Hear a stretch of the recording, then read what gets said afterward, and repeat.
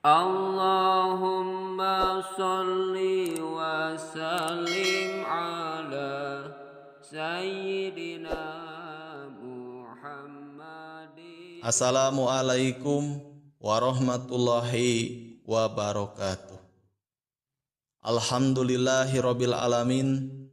Wassalatu wassalamu ala asyrafil anbiya'i wal mursalin wa ala alihi wa sahbihi ajmain, amma ba'du. Allahumma sholli ala sayyidina Muhammad wa ala alihi wa sahbihi wasallim. Sahabat rahasia qalbu rahimakumullah. Salat atau solat adalah kewajiban yang mengikat terhadap semua umat Islam. Solat ini merupakan kewajiban yang harus benar-benar dilaksanakan umat Islam setiap harinya. Solat secara bahasa berasal dari bahasa Arab yang berarti ibadah. Sementara itu, menurut istilah, solat adalah serangkaian ibadah yang dilakukan setiap hari yang dimulai dengan takbiratul ihram serta diakhiri dengan salam. Begitu pentingnya melaksanakan solat ini, karena amalan yang pertama kali akan dihisab Allah adalah solatnya. Solat ini dilaksanakan dalam 5 waktu yang telah ditentukan. Setiap umat muslim berkewajiban melaksanakan solat ini sesuai dengan yang diperintahkan dengan tujuan beribadah kepada Sang Pencipta. Terlebih, tujuan diciptakannya manusia adalah untuk beribadah kepada Allah Subhanahu wa Ta'ala. Allah sendiri telah berfirman bahwa apabila solatnya baik, maka baik pula amalan lainnya. Tetapi ada beberapa golongan orang yang rajin solat, tetapi tetap dimasukkan ke dalam neraka. Berikut ini penyebab orang yang rajin solat tapi dimasukkan ke dalam neraka. Tapi sebelumnya, saya ingatkan untuk menonton video ini sampai akhir agar mendapatkan informasi yang utuh dan tidak menyesatkan.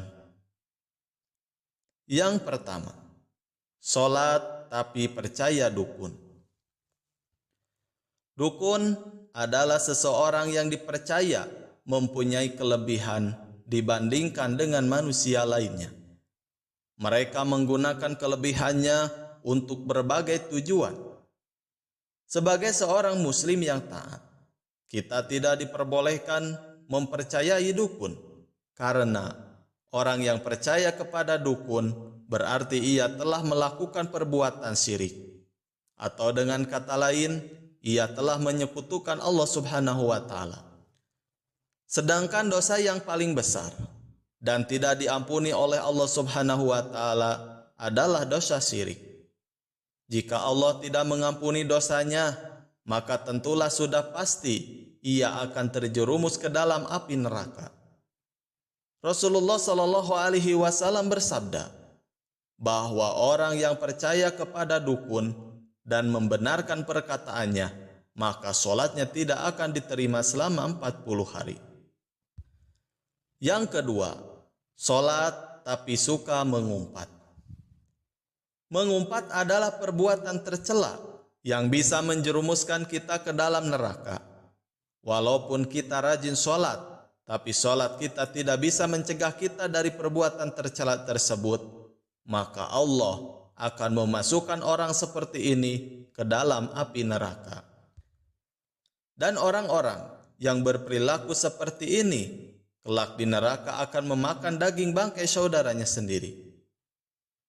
Oleh sebab itu, hindarilah mengumpat dan membicarakan keburukan orang lain, karena ini merupakan penyebab masuk neraka meskipun rajin solat.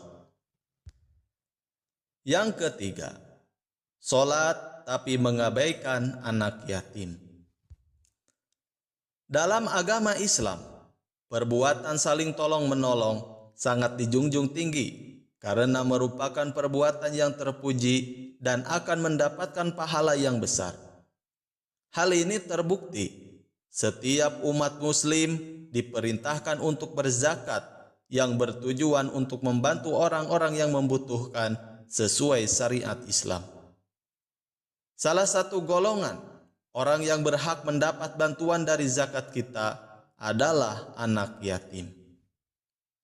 Mengabaikan anak yatim adalah perbuatan yang tercela, di mana jika kita sengaja mengabaikan mereka, walaupun kita rajin sholat, rajin ibadah, rajin zikir, tetap Allah Subhanahu wa Ta'ala akan memasukkan kita ke dalam golongan orang-orang yang rugi dan akan dimasukkan ke dalam nerakanya Allah Subhanahu wa Ta'ala.